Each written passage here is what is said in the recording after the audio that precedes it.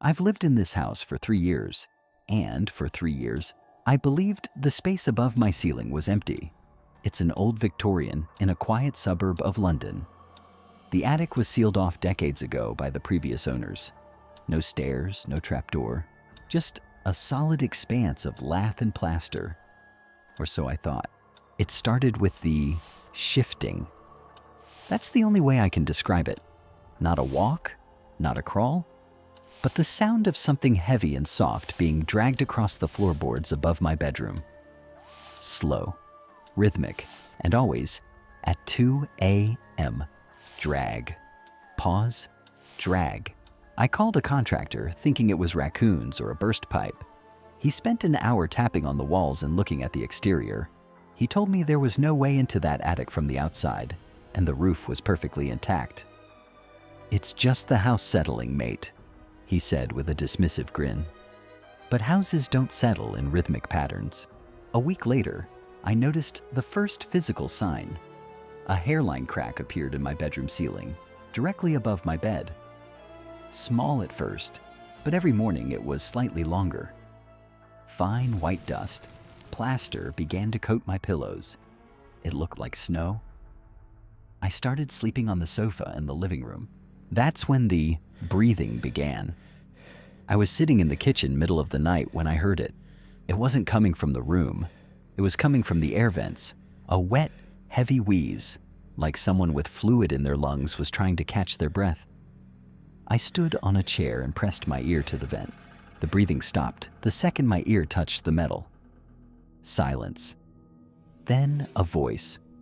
Not a human voice, but a sound like two dry stones grinding together. It whispered my name. Just once. David. My blood turned to ice. I didn't own a cat. I didn't have a roommate. And I certainly didn't have a neighbor in the attic. I decided to take a hammer to the ceiling. I needed to see. I stood on my bed and struck the plaster where the crack was widest. A large chunk fell away, hitting me in the face. I coughed through the dust, shining my flashlight into the dark hole. There was no floor in the attic, just insulation and old beams. But tucked into the corner, I saw something that didn't belong. A collection of items. My items. A pair of my socks I thought I'd lost months ago, my spare house key, and a stack of Polaroid photos of me. Sleeping. The photos were taken from directly above, from a hole in the ceiling I hadn't noticed because it was hidden behind the light fixture. The realization hit me like a physical blow. Someone had been watching me sleep for months. Not from another house, but from inches away. I scrambled off the bed, grabbing my phone to call the police. But as I reached for it, I heard a creak. Not from the attic, but from the closet in the hallway. The door was slightly ajar. I knew I had closed it. I didn't call the police. I froze. I watched the closet door slowly swing open. I expected a man, a burglar, a drifter, but what came out was wrong. It was a person, yes, but their limbs were too long, their skin the color of old parchment. They moved with a jerky spider-like gait, as if their bones were broken in a dozen places.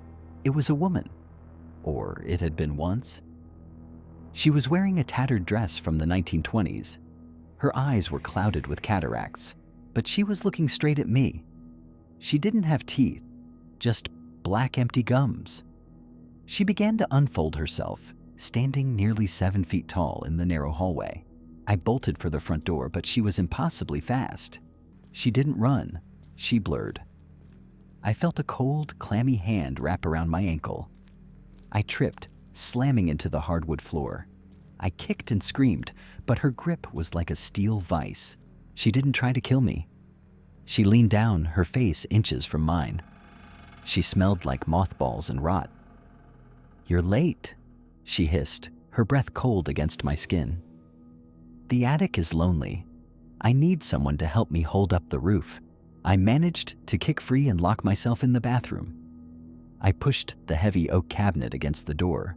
I could hear her on the other side. She wasn't banging. She was scratching.